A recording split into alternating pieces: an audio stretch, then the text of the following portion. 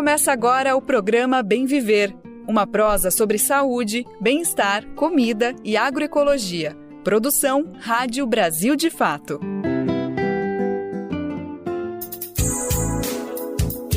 Opa, e aí? Bora nessa? Hoje é terça-feira, 15 de abril de 2025. Já estamos no ar, estamos nas vozes e estamos nos caminhos que se entrelaçam com o Bem Viver. Esse é o nosso programa diário que conta boas e necessárias histórias na sintonia com a natureza e também na frequência do que há de mais humano em nós. Eu sou Daniel Lamir e junto com toda a equipe do Brasil de Fato tenho o prazer e a alegria de estar contigo. Então, vem agora com a gente e confere as manchetes do dia. Sob pressão, garimpo migra e segue afetando terras indígenas. Fiscalização da origem do ouro é gargalo. COP30. Comissão Internacional Indígena vai participar de negociações. Estudo detecta agrotóxicos nas fórmulas infantis. Pesquisadora Larissa Bombardi detalha por que isso significa um atentado contra a vida. Dilemas da humanidade. Crise do neoliberalismo é esperança para o sul global. Sabe som? Tiago França recebe integrantes do duo Imissível para falar sobre música, improviso e política. E para quem acha que é só isso, fazemos questão de lembrar, tá? Tem essas e muitas outras no Bem Viver completão que tá só começando. Programa Bem Viver. E a gente abre o programa com um dos cenários preocupantes no setor da mineração no Brasil. É o garimpo em terras indígenas. Já de cara a gente destaca que essa e qualquer outra atividade de mineração nesses territórios viola a Constituição Federal. Fere também o direito originário dos povos nessa terra. Mas, na prática, a realidade tem sido outra. E, para piorar, os números apontam um crescimento desse crime entre 2018 e 2022. O percentual para esses 4 anos é assustador, batendo 265% a mais de casos. Vale lembrar que de 2018 a 2022 foi justamente o período em que Jair Bolsonaro apareceu no governo federal. Com ele foi feito um incentivo a essa prática criminosa. Acho que você lembra, né? Além de declarações públicas, algumas políticas ajudaram nesse avanço. E essa espécie de herança maldita no setor permanece como um desafio. Um relatório do Greenpeace traça um panorama geral sobre o assunto. E as ações atuais de fiscalização ambiental e desintrusão não são suficientes para conter o garimpo nessas áreas. O documento foi divulgado no último dia 8. A reportagem é de Carol Batayer e a locução de Douglas Matos. As atividades garimpeiras destruíram 4.219 hectares de floresta em terras indígenas no Brasil entre 2023 e 2024, o equivalente a 6.000 campos de futebol.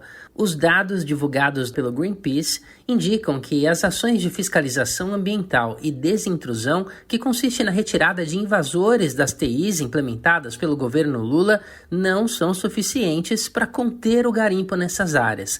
As informações constam no relatório Ouro Tóxico, como a exploração ilegal de ouro na Amazônia alimenta a destruição ambiental, as violações dos direitos indígenas e um comércio global obscuro, material inédito publicado pela ONG, indicam uma dinâmica de imigração dessa atividade. O relatório informa que entre 2018 e 2022, as políticas de promoção da exploração do ouro levaram a um aumento de 265% no garimpo ilegal em terras indígenas, violando direitos dos povos originários e causando graves danos ambientais. Além disso, dados de monitoramento do Greenpeace Brasil de 2023 a 2024 revelam uma tendência preocupante. A atividade garimpeira não diminuiu, apenas se deslocou de um território indígena para outro. Na TI Yanomami, por exemplo, entre os estados de Amazonas e Roraima, o levantamento revela queda na área de garimpo após a intensificação das ações de fiscalização a partir de 2022. Já na TI Sararé, no Mato Grosso, houve um aumento de 93% da área explorada pelo garimpo no mesmo período, concentrando 1.816 hectares destruídos. Jorge Dantas, coordenador da Frente dos Povos Indígenas do Greenpeace Brasil, complementa. Então, o que a gente está verificando e trazendo para o debate público, vamos dizer assim, é essa questão de que o governo está fazendo o seu trabalho no chão, no território, enfrentando o garimpo ilegal dentro de terra indígena, e os garimpeiros estão saindo de lá e indo para outros lugares. A leitura é que, de fato, a fiscalização empurra a atividade ilegal para outras áreas. Dantas destaca que até 2020, a TI Sararé tinha uma situação tranquila com relação ao garimpo. Então eles correm de um lugar para o outro, eles vão para um lugar para o outro, e a dinâmica do garimpo no território, no chão, ela é muito dinâmica, então ela muda muito rapidamente. As terras indígenas Munduruku e Caiapó, no Pará, que tinham grandes áreas invadidas pelos garimpeiros, também registraram queda nessa atividade no período analisado. Entre novembro de 2024 e janeiro de 2025, o governo federal conduziu a primeira fase da operação de desintrusão da TI Munduruku. De acordo com informações publicadas no site oficial do governo, a operação, coordenada pela Casa Civil, realizou 523 ações de fiscalização e repressão, que resultaram na inutilização de 90 acampamentos, 15 embarcações, 27 máquinas pesadas, 224 motores e mais de 96 mil litros de óleo diesel, além da apreensão de mercúrio e ouro. As multas aplicadas na época somaram mais de 24 milhões e 200 mil reais. Na outra ponta da cadeia de extração do ouro está um mercado que continua interessado no minério. Entre uma ponta e outra está um sistema frágil de fiscalização da origem do ouro. Para explorar o minério num território, uma empresa ou uma pessoa necessita de uma permissão de lavra garimpeira, PLG, um documento que representa uma autorização da União para a atividade. Como explica o coordenador da Frente dos Povos Indígenas do Greenpeace Brasil. A ANM é muito ineficaz na fiscalização que faz, acompanha pouco essas PLGs, ela não controla com a rigorosidade que merecia, com a seriedade com que deveria. A ANM basicamente concede o documento à PLG e deixa rolar o negócio. O estudo do Greenpeace indica ainda uma discrepância entre a quantidade de ouro que o Brasil declarou ter exportado para a Suíça e a quantidade declarada pelo país na aquisição. Em 2022, o país europeu importou 67% a mais de ouro do que o Brasil declarou ter exportado. Em 2023, a diferença foi de 62%. E isso representa uma discrepância de aproximadamente 9.700 toneladas em 2022 e 8.700 em 2023. Para o Greenpeace, essas lacunas evidenciam a falta de transparência no comércio internacional de ouro e sugerem possíveis irregularidades no setor. De janeiro até o dia 13 de fevereiro deste ano, o IBAMA registrou a perda de 42 hectares de vegetação nativa na TI Sararé. O garimpo está diretamente relacionado ao aumento do desmatamento, além de poluir águas e interferir no modo de vida das populações afetadas. De acordo com o relatório do Greenpeace, o garimpo ilegal de ouro na Amazônia continua sendo um dos principais vetores de desmatamento, contaminação por mercúrio, perda de biodiversidade e desestruturação social, impactando populações rurais e urbanas, quilombolas e principalmente as comunidades indígenas. Em nota enviada pela assessoria de imprensa, o IBAMA informou que vem atuando de forma sistemática na terra indígena Sararé desde 2023 e que, graças a um conjunto de ações realizadas, houve uma contenção significativa no avanço do garimpo nessa terra indígena. De São Paulo, da Rádio Brasil de Fato, com reportagem de Carolina Batayer. Locução, Douglas Matos. Bom, vale a gente lembrar que foi o garimpo ilegal que causou a crise humanitária na terra indígena Yanomami poucos anos atrás. Você deve lembrar as imagens tristes e chocantes dos impactos sofridos pela população originária, né? Ao mesmo tempo, o Brasil e o mundo precisam avançar contra quem financia e promove essa barbárie. Temos que considerar também uma escala global nas mãos de quem comete esse crime nos garimpos. Bom, agora a gente destaca a mobilização indígena na luta por medidas eficazes para o nosso planeta. É que a liderança dos povos e o governo federal anunciaram a criação de uma Comissão Internacional Indígena para a COP30. A Conferência das Nações Unidas sobre Mudanças Climáticas está marcada para novembro em Belém do Pará. O lançamento da comissão ocorreu durante o ATL, Acampamento Terra Livre, em Brasília, realizado na semana passada. A comissão será presidida pela ministra dos Povos Indígenas, Sônia Guajajara, e formada por 7 entidades. São elas a PIB, Articulação dos Povos Indígenas do Brasil, COIAB, Coordenação das Organizações Indígenas da Amazônia Brasileira, e o G9 da Amazônia Indígena. Há também articulações nacionais e internacionais, no caso a Aliança Global de Comunidades Territoriais e o Fórum Permanente da Organização das Nações Unidas sobre Assuntos Indígenas. Além delas, a Caucus Indígenas, uma articulação internacional de movimentos de povos originários.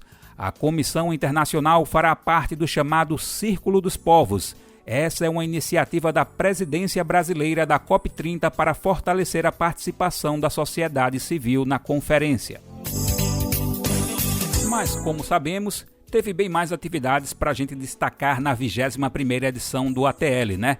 Então preparamos um balanço e você confere um pouco do que foi o Acampamento Terra Livre 2025. Lembrando que essa é a maior mobilização indígena do Brasil, sendo realizada anualmente em Brasília. Neste ano foram 5 dias de encontro, de 7 a 11 de abril, com mais de 8 mil indígenas de 150 etnias de todo o Brasil. O ATL também celebrou os 20 anos da Articulação dos Povos Indígenas do Brasil, a APIB. Kleber Caripuna é articulador-geral da APIB. Ele relacionou a luta dos povos originários em defesa dos territórios ao longo dos tempos. Quando a gente fala dos 20 anos na APIB, não é apenas a referência a esses 20 anos, desde 2005 até agora, 2025, mas é o que carrega também nesses 20 anos de história, desde lá, quando começou as grandes assembleias, os grandes movimentos, as grandes mobilizações, lá na final da década de 70, para os anos 80, né, a história das nossas organizações que nós tivemos também lá no passado, de unificação, de coordenação, de articulação, né, do nosso movimento indígena brasileiro, até chegar na criação da APIB, e a APIB agora completando esses 20 anos. Além dos povos originários brasileiros, o ATL recebeu indígenas de 15 países. Em marchas plenárias e nas ruas da capital federal, os participantes se manifestaram contra o marco temporal. Outra pauta central foi por uma transição energética que não invada territórios indígenas ou comunidades tradicionais. Também denunciaram que o governo Lula tem adotado práticas que vão contra o próprio discurso em conferências climáticas. O caso mais emblemático é a exploração de petróleo na foz do rio Amazonas. A APIB se coloca radicalmente contra o plano, como explica Cretan Caigan, coordenador da APIB. Consulta livre e prévia informada quando se tratar de petróleo e gás e mineração, seja ela por ouro, seja ela por prata, seja ela por diamante, seja o que ela foi, qualquer outro tipo de exploração mineral dentro do território dos territórios indígenas. Essa palavra sempre tem que ser, não vamos aceitar, porque eu não conheço nenhum país no mundo que os indígenas enriqueceram. Eu não conheço. Se alguém conhecer aqui, principalmente quem viaja fora do Brasil e visita outros povos, já conseguiram encontrar algum indígena que ficou rico quando o seu país foi totalmente explorado. No ATL 2025 foram realizadas plenárias de mulheres, de jovens e de lideranças LGBTQIA+. Também foram organizadas 2 grandes marchas pelas ruas de Brasília. Uma no dia 8, celebrou os 20 anos da APIB e afirmou as principais bandeiras de luta da organização. A segunda, que foi até o STF, cobrou a defesa da Constituição e que os acordos internacionais sejam respeitados.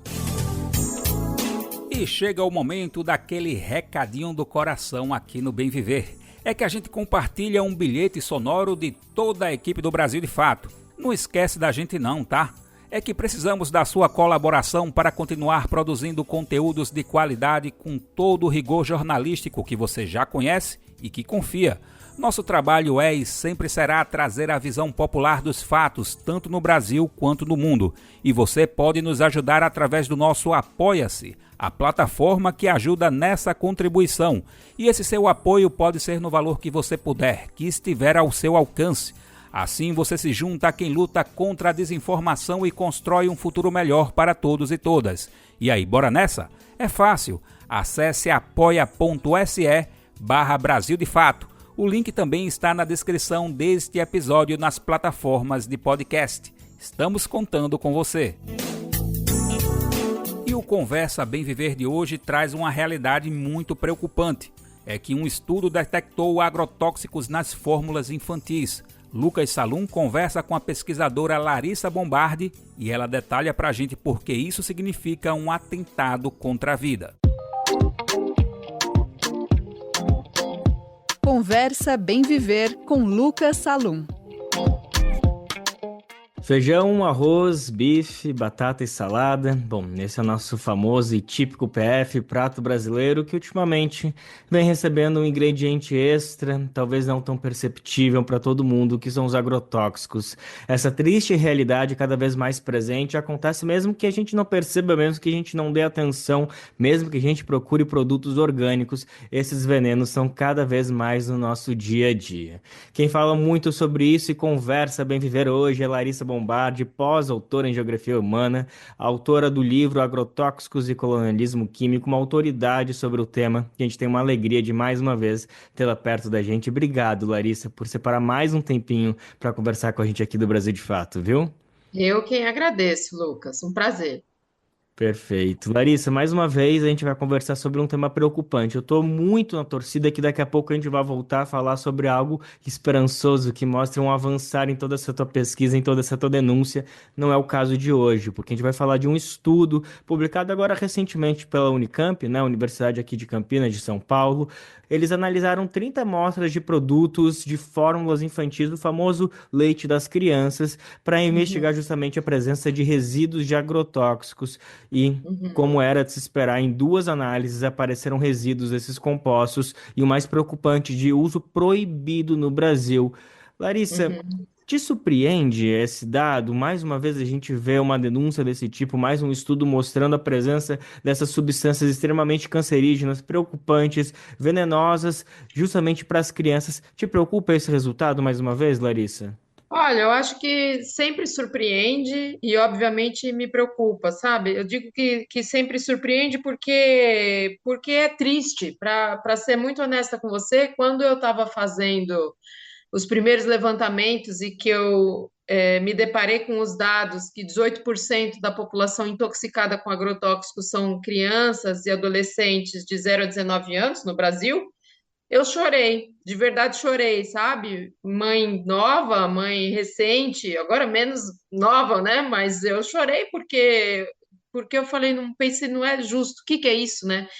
E então, o que você está falando, eu me lembro que uma época, durante um período, toda semana eu gravava com a Marilu Cabanhas na Rádio Brasil Atual, e uma vez uma ouvinte ligou e falou: Olha, você está falando tudo isso, meu filho é alérgico à lactose, ele toma uma fórmula tal, e ela perguntou como que eu sei se tem resíduo de agrotóxico ou não. E infelizmente não tinha como saber, a não ser que fosse feita uma investigação, né? E isso não é fácil de ser feito, né? Por uma pessoa. Como que vai fazer isso? Então, felizmente, esse estudo da Unicamp veio à luz, porque mostra uma coisa que eu me angustiei muito, de não saber responder aquela pergunta, embora eu suspeitasse que houvesse resíduo de agrotóxico, não era possível dizer tem resíduo de agrotóxico sim. Então, importante esse estudo, porque ele veio agora, anos depois, dar resposta para uma pergunta que me inquietava e que inquieta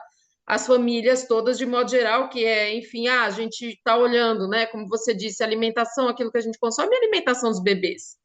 Então, eu me lembro que esse período que eu estou te relatando foi logo após eu estar na Escócia fazendo um pós-doutorado lá, e eu lembro de ter lidado com a avaliação que o Reino Unido fazia, o monitoramento que o Reino Unido fazia de resíduos de agrotóxico.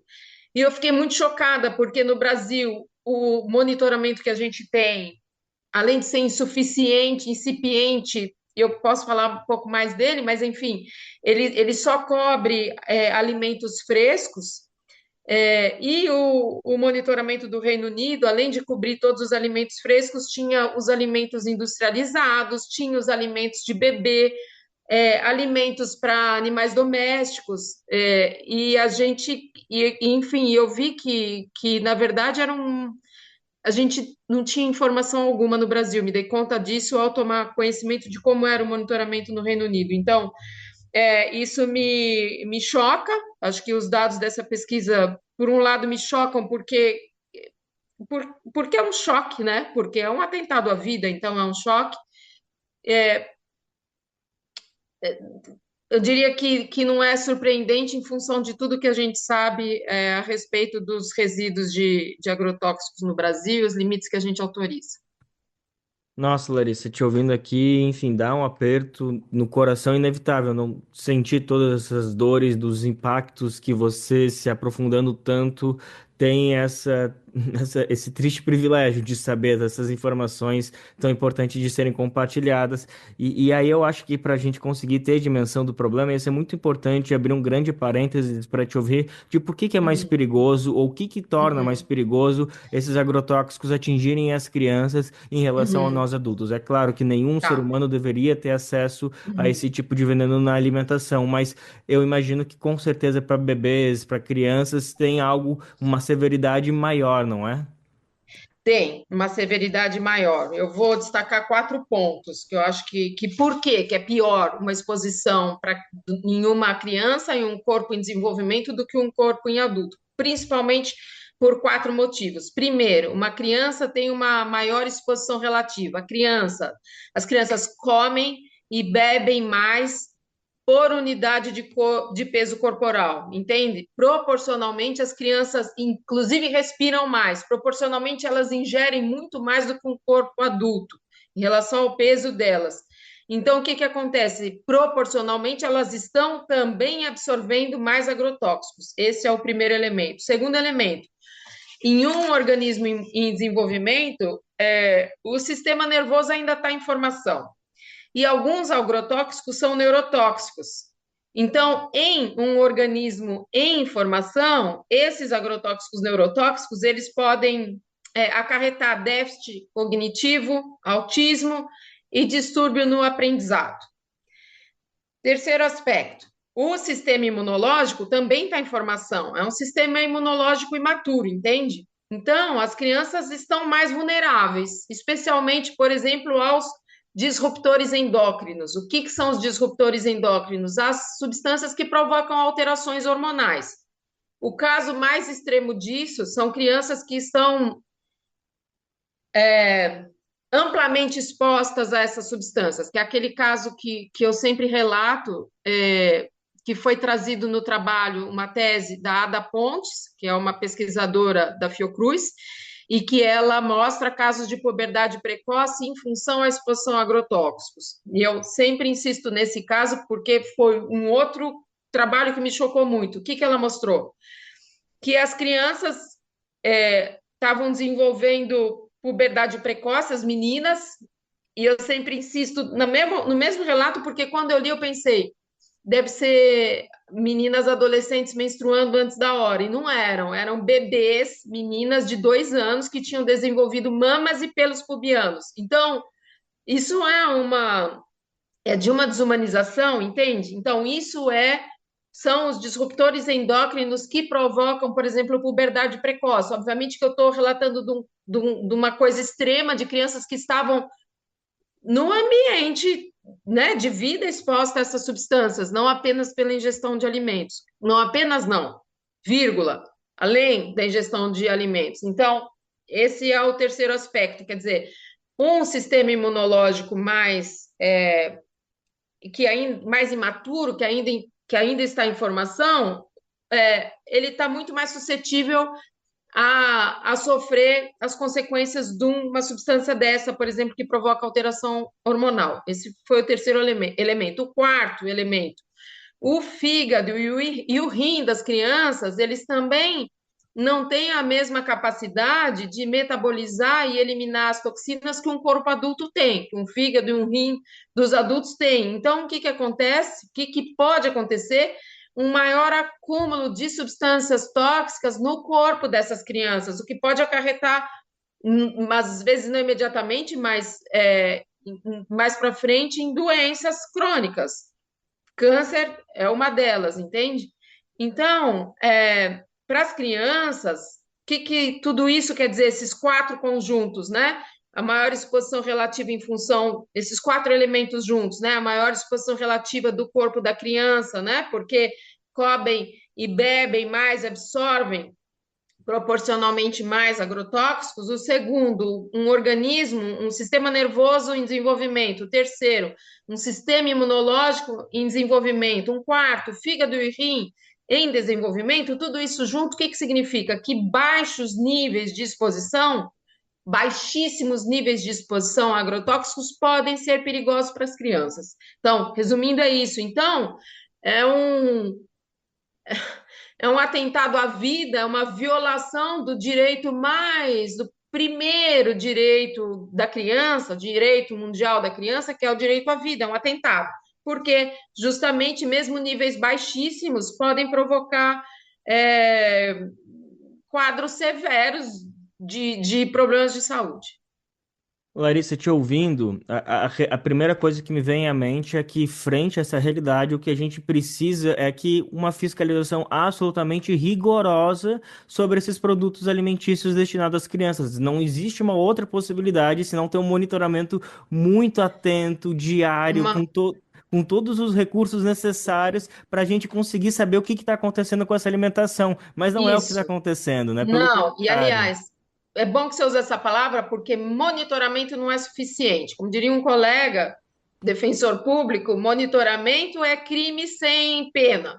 A gente precisa justamente dessa outra palavra que você usou, fiscalização. A gente precisa de uma fiscalização severa, porque a gente está falando da vida das crianças. Não é possível que nem a vida das crianças toquem o poder público, precisa ser tocado por isso. A gente está falando da vida das crianças, então é fiscalização mesmo, é isso que você está falando. Fiscalização é monitorar e punir. Monitorar e punir. E então, Larissa, já que a gente já está nessa realidade, tem esses números, embora não sejam exatamente oficiais, porque são pesquisas feitas por iniciativas de estudantes, de faculdades, mas está aí, é uma realidade. E se não acontece essa fiscalização, qual que é a resposta disso? A gente pode dizer que é um lobby das indústrias, desse grande mercado de agrotóxicos? Por que o Brasil não tem essa fiscalização rigorosa em prática nesse momento? Eu acho que essa falta de fiscalização, ela se dá em tantas esferas, né, com relação aos agrotóxicos. Por exemplo, a pulverização aérea, que eu penso que deveria ser proibida, há uma regulamentação. Há fiscalização suficiente? Não há, né? Assim como não há fiscalização do resíduo de alimentos. É muito difícil dizer por quê. Isso é mais difícil, né? Mas a gente sabe que existe esse lobby, é inegável, né? Por exemplo, os relatórios do De Olho nos Ruralistas já mostraram com exemplos fartos de que há um lobby. Então, a própria aprovação da nova lei de agrotóxicos é resultado de um lobby. Então, obviamente que existe esse lobby, não há dúvidas. Agora, o pulo do gato vai ser mostrar como é que esse lobby atua diretamente, por exemplo, na falta de fiscalização. É mais fácil de ver o quadro amplo, de saber não há fiscalização, por exemplo, para pulverização aérea, há uma pressão para desregulação da lei de agrotóxicos, etc. Agora, mostrar os links, por isso mesmo que o lobby como vamos dizer assim, é algo muito difuso, muito escondido. Por isso que o jornalismo investigativo tem feito um trabalho importante de trazer à luz coisas que sempre acontecem de forma escondida. E você mencionou essa falta de informação, o IDEC, né, o Instituto de Defesa do Consumidor, lançou também 2 importantes relatórios falando a respeito de resíduo de agrotóxicos em alimentos nos ultraprocessados. Então, por exemplo, alimentos que são considerados, entre aspas, entre todas as aspas, alimentos para as crianças, que isso não é alimento, muito menos para criança, por exemplo, alguns salgadinhos, algumas bisnagas, esse tipo de alimento, foi encontrado muito. Em vários desses alimentos foi encontrado resíduo de agrotóxicos, então biscoitos recheados, então em vários desses alimentos, que alguns deles inclusive têm personagens do universo do ambiente infantil, vamos dizer assim, e que carregam resíduo de agrotóxico. Então, eu acho muito importante tanto esse trabalho da Unicamp quanto esse feito pelo IDEC, que na verdade deveria ser feito pelo poder público, né?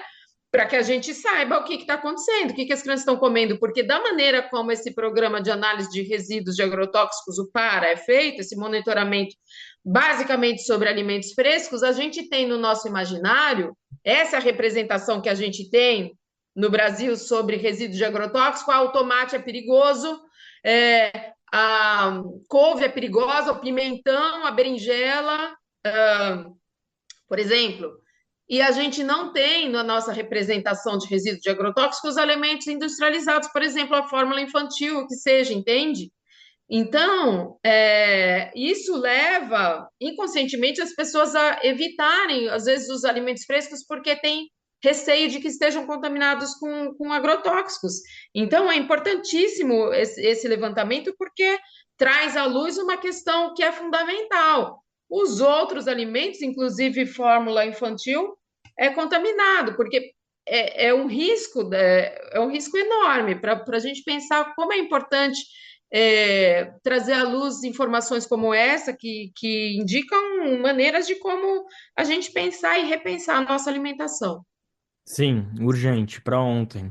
Ei, Larissa, te ouvindo um pouquinho sobre esses dados cruzando agrotóxicos e ultraprocessados, me fez lembrar de um dado que é amplamente divulgado. A gente sabe, é um estudo da Fiocruz, se não me engano já faz um tempinho, de 2019, 2020, mas que estima que 57 mil mortes anuais acontecem em decorrência do consumo de ultraprocessados. É mais ou menos 10% das pessoas entre 30 e 69 anos. Enfim, um número extremamente alarmante. Talvez fuja um pouquinho da tua área de pesquisa, mas esse número, ele leva em consideração esses agrotóxicos que a gente está começando a identificar, ou na verdade esse número fala do problema dos ultraprocessados, essa questão da presença dos agrotóxicos elevaria ainda mais esse dado? Certamente a presença dos agrotóxicos elevaria ainda mais esse dado, né? Porque as características mais nefastas, né, dentre outros dos alimentos ultraprocessados, é a grande quantidade de sal, de gordura e de açúcar. Então, nessa conta, né, nesse número assustador que você está dando, ainda não está sendo computado o resíduo de agrotóxico. Então, certamente que isso elevaria ainda mais esse resultado. Realmente mostrando como a gente está perdido nessa luta, faltando muita munição para conseguir enfrentar de frente esse problema.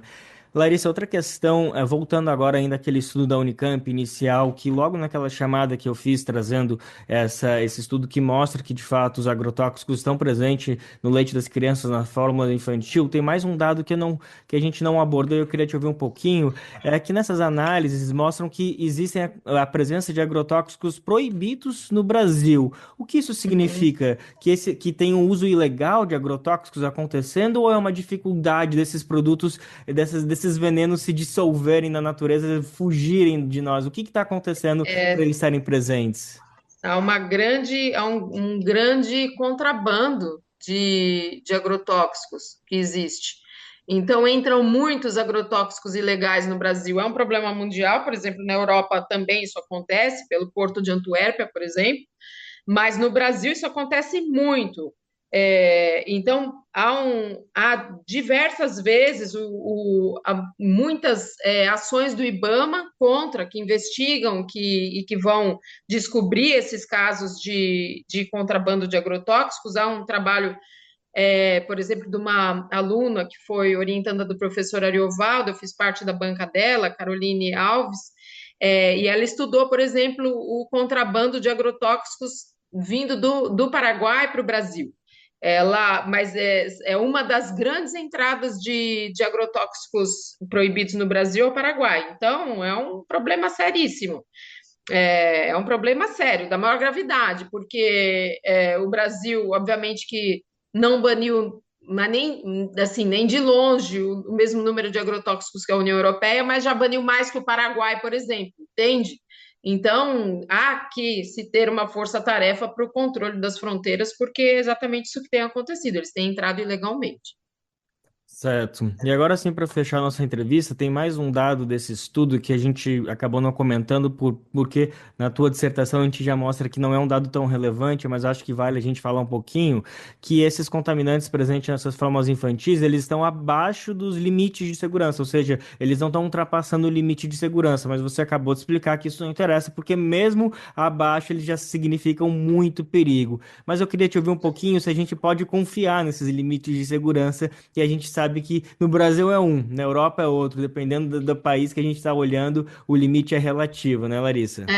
Isso que é muito importante. Tem outra coisa que eu preciso falar a respeito do leite, mas vou falar já já. Sim, porque no Brasil, às vezes os limites de resíduo autorizados no Brasil são dezenas, às vezes são centenas e às vezes até milhares de vezes maiores do que o limite da União Europeia.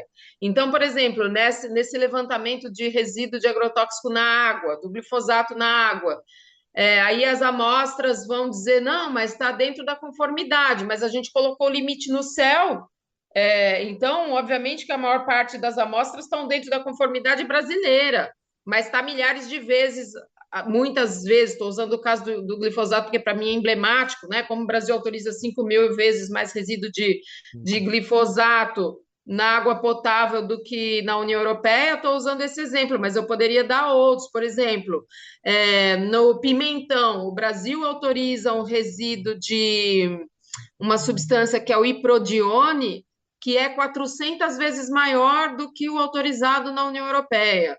No brócolis, o Brasil autoriza um resíduo de malationa no brócolis no Brasil, que é 250 vezes maior do que na União Europeia. No feijão, o resíduo de malationa no Brasil é 400 vezes maior do que o autorizado na União Europeia. Então, é disso que a gente está falando. E quando a gente fala em malationa, que é uma substância que também é utilizada nos fumacês, é um inseticida, é um larvicida, é o mesmo, veja, a mesma substância. É uma substância que foi classificada pela Organização Mundial da Saúde em 2015 como potencialmente cancerígena para seres humanos.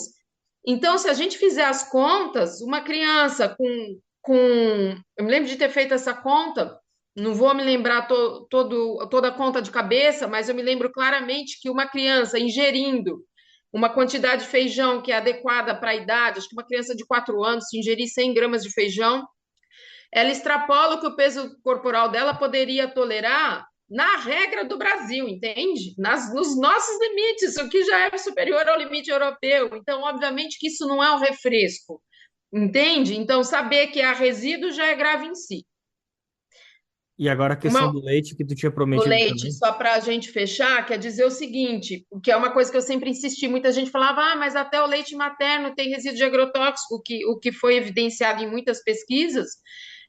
Então, temos o que substituir pelo leite da vaca? Não, de jeito algum, entende? Ainda assim, de toda forma, é melhor o leite materno, é isso, eu quero insistir nisso, porque o leite materno carrega toda a carga imunológica da mãe, então é o leite materno mais importante, evidentemente que na falta ou numa dificuldade, aí sim que se considere a fórmula, só para eu trazer esse elemento para a gente não deixar de, mais uma vez, valorizar o aleitamento materno. E naturalmente esse leite materno vai ter agrotóxico, porque a alimentação dessa mãe também está à base de enfim, que tem a presença de agrotóxico, ou não necessariamente essa relação. Isso é mais evidente nas mães que vivem nas áreas próximas ao uso intensivo de agrotóxicos. Não quer dizer que as outras não possam ter, isso precisa ser mensurado, mas enfim, o que é certo é que nas pesquisas que já foram feitas, nos estudos de caso, as mães que vivem em áreas próximas a áreas com grande uso, com intensivo uso de agrotóxico, têm resíduo de agrotóxico no leite. E naturalmente uma vaca que também vive num ambiente desse, o leite dela não vai estar muito diferente, né? Pois é, por isso que a gente está vendo esse resíduo nas fórmulas, não? Pois Também. então, muitas questões. Não foi dessa vez que a gente trouxe notícias boas, mas sempre verdades duras, mas necessárias de compartilhar. Obrigado mais uma vez, Sim, Larissa Bombardi, pós-doutora em Geografia Humana, autora de Agrotóxicos e Colonialismo Químico. Obrigado por separar esse tempinho para dar essa luz em meio a tantas dificuldades e questões que a gente precisa enfrentar de frente. obrigada, Lucas. É preciso saber Esse é o primeiro passo. isso. Conversa Bem Viver com Lucas Salum. Se alimentar como um ato político e comida sem veneno? O Armazém do Campo reúne as duas coisas com a agricultura familiar orgânica e agroecológica dos assentamentos da reforma agrária.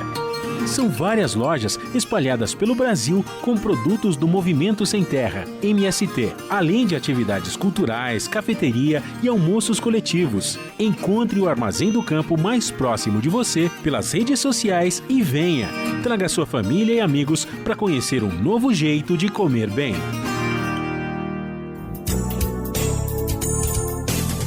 Cansaço para falar? Jamais. Principalmente quando é uma coisa que a gente gosta, né? Queremos afirmar que é um prazer ter você aqui com a gente acompanhando o nosso Bem Viver. Essa sintonia nos enche de alegria e queremos te conectar ainda mais com o que realmente importa. Você já pensou em receber as principais notícias do Brasil de fato direto no seu e-mail? Isso é simples e rápido. Basta se cadastrar no nosso site e escolher os temas que mais te interessam. Assim você não perde nadinha sobre os acontecimentos do Brasil e do mundo, e tudo com aquela análise crítica e popular que só o BDF tem. Acesse agora brasildefato.com.br/boletim. Eu vou repetir, brasildefato.com.br/boletim. Fique por dentro e se informe com a gente. Se liga na dica de saúde do Brasil de Fato para você. Você sabia que a água ela é fantástica para o nosso organismo? Isso vários médicos já te falaram. Mas algum dentista já te falou que inclusive ela pode prevenir a cárie? Pois é, eu sou a doutora Joyce Santana, implantodontista, e hoje eu trouxe essa dica incrível para você. Simplesmente o fato de você colocar na sua rotina o ato de ingerir a água com frequência durante o dia pode ajudar você a evitar uma doença chamada doença da boca seca. Essa pessoa que tem essa doença, ela geralmente vai se queixar de feridas no canto da boca, lábio rachado, língua ressecada e às vezes até dor na hora de falar, comer. Então, use e abuse daquela garrafinha que às vezes você deixa lá parado. Outra coisa muito importante é que toda vez que a gente come, principalmente alimentos ácidos, como por exemplo uma salada com limãozinho que todo mundo gosta, a nossa boca aumenta o nível da acidez. Isso é ruim para os nossos dentes, porque a acidez, ela adora o esmalte do nosso dente. Então, se a nossa boca tiver com a acidez muito alta, sem controle, uma hora ou outra ela vai desgastar o esmalte do dente e talvez formar uma cavitação, gerando uma cárie no futuro. Então, se a água, ela reequilibra a acidez da boca, ela ajuda a prevenir a cárie. Use e abuse daquela garrafinha. Um forte abraço e vamos sorrir. Desigualdades, destruição ambiental e exclusão social. Enquanto sociedade, temos que nos mexer constantemente para mudar essa realidade, né? Mas a ação, como a gente sabe, não pode abrir mão da reflexão. Por isso, vamos destacar um encontro realizado recentemente para analisar os impactos do neoliberalismo, ou seja, precisamos dar nomes às feridas do nosso tempo.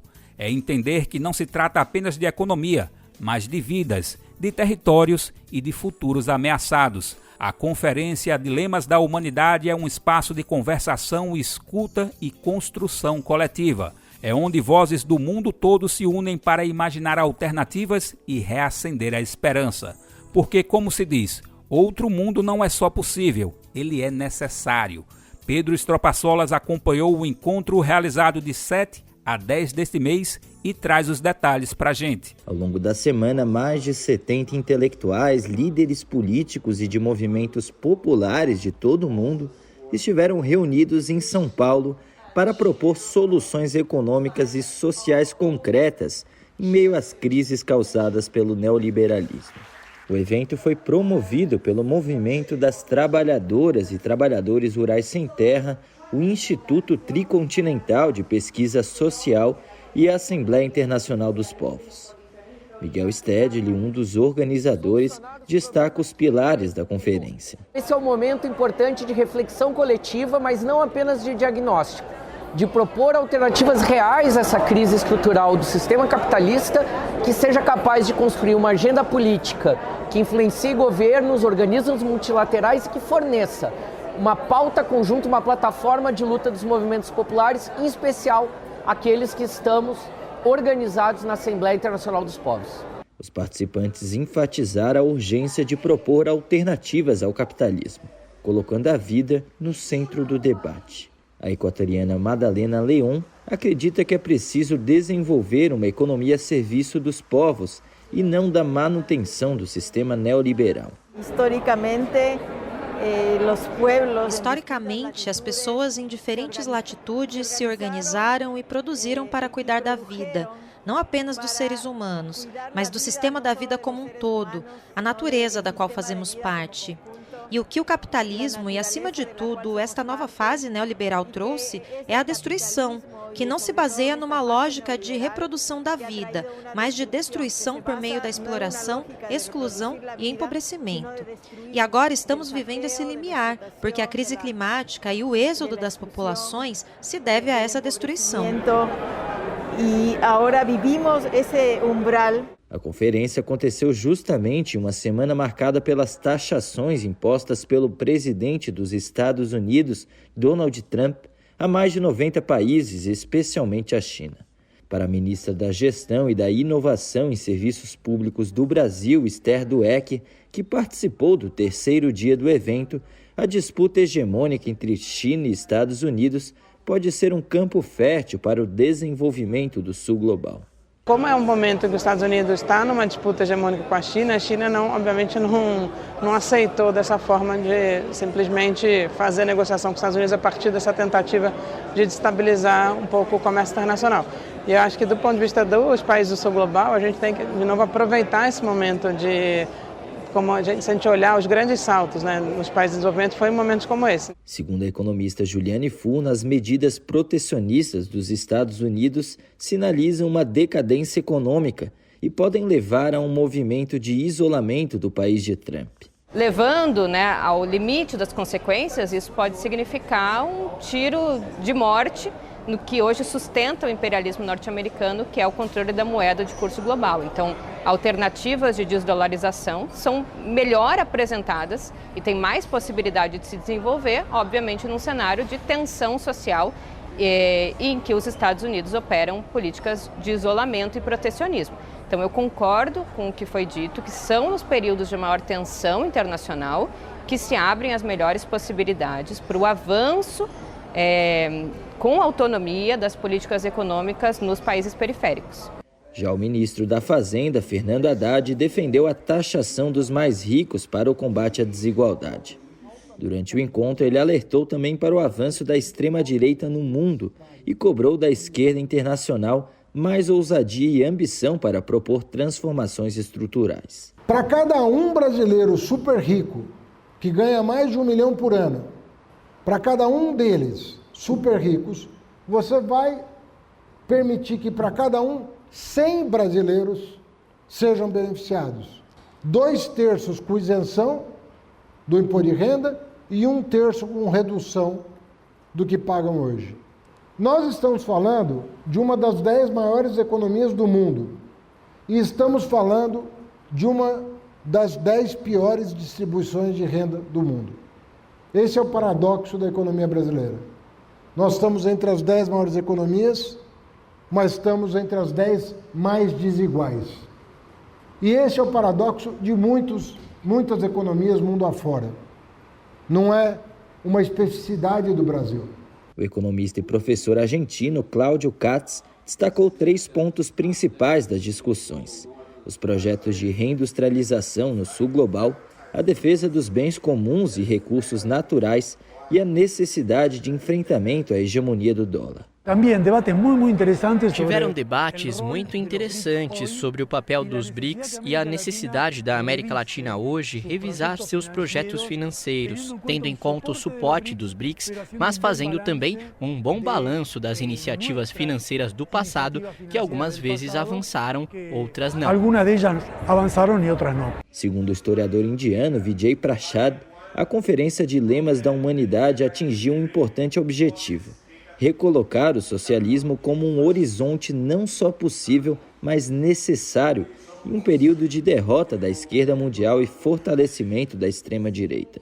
Diretor-geral do Instituto Tricontinental, ele destaca o papel do regionalismo nesse cenário. Acho que a ideia de regionalismo está realmente no centro da nossa conversa. Algumas das soluções para o comércio e o desenvolvimento não acontecerão em nível global. Elas terão de acontecer em nível regional. Você sabe, o Brasil é um dos países menos integrados da América do Sul. Integração regional na América do Sul e na América Latina com o Caribe é muito importante. Integração africana, muito importante. Integração asiática, muito importante. Talvez a base para uma nova política de comércio e desenvolvimento não venha em nível global, mas comece nas regiões. De São Paulo, da Rádio Brasil de Fato, Pedro Estropaçolas. Confira mais sobre o Dilemas da Humanidade no site brasildefato.com.br. E da reflexão, agora vamos falar de ação para mudar e transformar a sociedade. Vamos destacar uma experiência que junta o conhecimento e o trabalho na construção de um mundo melhor. É que o MST iniciou oficialmente as atividades de um novo projeto agroecológico na Venezuela. O Movimento das Trabalhadoras e Trabalhadores Rurais Sem Terra vai atuar na região de Vergarenha, no sul da Venezuela. A área, com mais de 180 mil hectares, começou a receber os primeiros integrantes do movimento. O grupo vai montar um acampamento e estruturar a produção de alimentos baseada na agrofloresta. O projeto é uma parceria com o governo venezuelano e com a União Comuneira, organização local ligada às comunas populares. O objetivo é contribuir com a soberania alimentar do país e transformar o modelo de produção rural na região. Diferente do que circulou na imprensa brasileira, o MST não recebeu terras do governo. A função do movimento é coordenar a instalação das famílias, organizar a produção e oferecer formação política e técnica em agroecologia. A meta inicial é assentar 300 famílias e iniciar os trabalhos em 4.200 hectares. O governo venezuelano está fornecendo infraestrutura, equipamentos e apoio logístico. Já o MST se compromete com a transferência de conhecimento e a formação de agricultores e agricultoras locais. A Vergarenha é uma área estratégica e pouco povoada. Um dos maiores desafios do projeto está na infraestrutura de acesso e comercialização da produção. Ainda assim, a expectativa é que o modelo agroflorestal ajude a recuperar o solo, proteger a biodiversidade e garantir uma produção sustentável. A longo prazo, a gestão do projeto será assumida pela União Comuneira. O MST afirma que o protagonismo deve ser das comunidades locais e que sua atuação é de apoio e solidariedade entre os povos. O Brasil de Fato acompanhou esse processo e em breve a gente vai destacar aqui no Bem Viver, tá? Fica de olho. E chegou agora aquele momento que deixa muita gente pelo país cheia de orgulho. É que estamos falando em rede, minha gente. Sou eu, é você e são muitas outras pessoas por esse nosso Brasilzão. O Bem Viver faz parte de uma rede incrível de parcerias que retransmite o programa por todo o país. São emissoras espalhadas em todas as regiões que recebem e compartilham nossas edições diárias. Lembrando o assunto, aproveitamos para mandar aquele abraço especial a todo mundo que faz essa articulação acontecer. E o que é bom pode ficar ainda melhor, tá? É que essa rede ainda pode crescer. Você, por exemplo, faz parte de uma rádio e quer se juntar a essa parceria? Para isso, é só se cadastrar no nosso site. O passo a passo é bem simples. Você entra em brasildefato.com.br, depois na seção Rádio Agência. Chegando lá, você vai encontrar o link Seja Parceiro. Mas a gente também não pode se esquecer das nossas parcerias nas plataformas de podcasts. Além de sintonizar nas rádios, você também pode ouvir e assinar o Bem Viver de forma digital. Assim você acompanha no seu ritmo a hora que quiser. É só acessar o site do Brasil de Fato ou procurar no Spotify, Deezer, iTunes e Google Podcasts. E aí, bora falar sobre música? A gente destaca agora a edição mais recente do podcast Sabe Som. O programa é apresentado por Tiago França e produzido pelo Brasil de Fato. Na versão que foi ao ar na última sexta, quem participa do papo é o baterista Guilherme Marques, do duo Imissível. E a pauta é com assuntos daqueles que fazem a gente pensar e repensar tudo. É a relação entre a música instrumental, improvisação e posicionamento político. Até uma perguntinha aqui, será que toda música é política mesmo quando não tem letra? Será que, por exemplo, o silêncio também fala? E quando a liberdade de improvisar vira uma forma de resistência, hein? A conversa tá cheia de provocações e, óbvio, com muito som envolvido. A gente vai ouvir agora um trechinho para te deixar com água na boca, mas depois corre lá para ouvir o episódio completo, tá? Nela, o trechinho que a gente vai ouvir agora, o apresentador Tiago França começa lendo um trecho do livro Música Errante, de autoria de Rogério Costa. O ambiente da improvisação livre é como a vida. Nele os corpos sonoros se cruzam e não há função privilegiada. Ninguém é acompanhamento, ninguém é voz principal, ninguém é imprescindível e todos são imprescindíveis. Alguém parar de tocar, alguém tocar sem parar são elementos que constituem o ambiente. Geralmente se fala da improvisação como composição em tempo real e fala-se da composição como improvisação em tempo deferido. Nenhum nem outro. A improvisação implica um ambiente, a composição outro. Os corpos que povoam uma prática e outra são distintos.